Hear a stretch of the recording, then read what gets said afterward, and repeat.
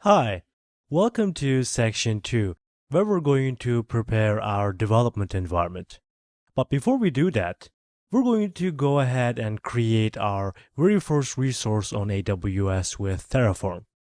So to do that, I'm going to switch over to my IDE.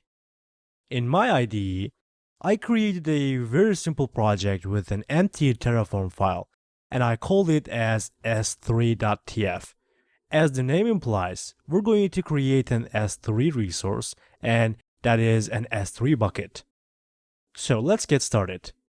What I'm going to do now is that I'm going to define my S3 bucket so that Terraform can understand it and create that for me on AWS. In this video, you don't have to worry about AWS credentials or actually doing it along with me. This is just to give you a feel and taste of how easy it is to deploy resources with Terraform on AWS. So, as I said, to create a resource on Terraform on AWS, you have to define a resource as the keyword I mentioned several times and emphasized. So let's start with our resource keyword. And after our resource keyword, we're going to go ahead and provide our provider. So as you can see, we have ACI, and if we scroll down a bit, we will have other different providers, as you can see, as Acme, Akamai, Ali Cloud, and anything you can imagine. So what we're interested in this exercise is AWS. So let's start with AWS. And as you can see, we're presented with all the options of AWS resources available so that we can create. So let's put an underscore and then provide S3 since we're going to manipulate an S3 resource. And there we go. We have AWS S3 bucket. So let's hit enter and select that one. And another thing that we need for a Terraform resource is to give it a variable name. So this resource is going to be identified on the Terraform state and in the Terraform definition so that it can talk to AWS. So I'm going to call this my very first bucket.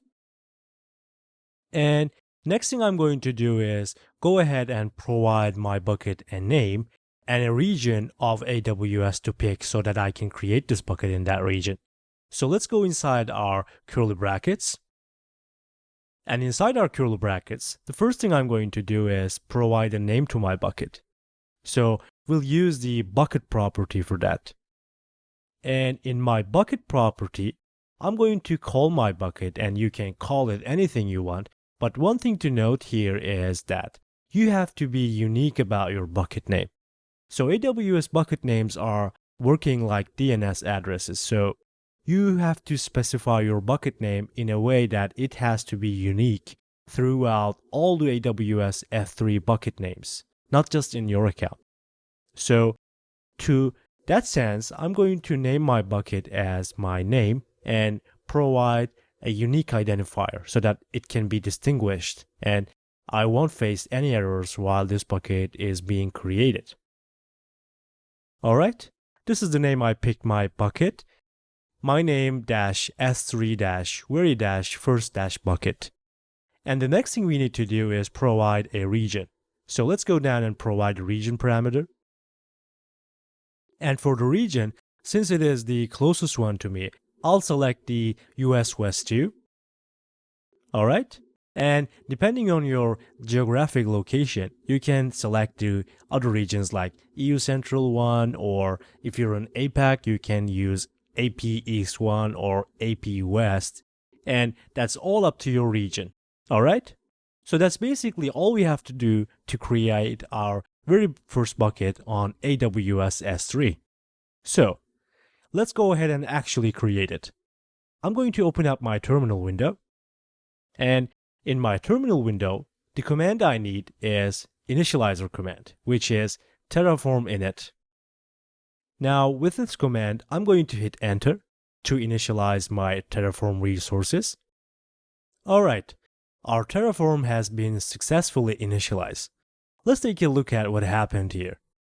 So if we check out the execution results, Terraform initialized some provider plugins to use against my resources. So since I defined my AWS resource as AWS S3 bucket, Terraform realized that it's an AWS resource and downloaded the plugin for AWS.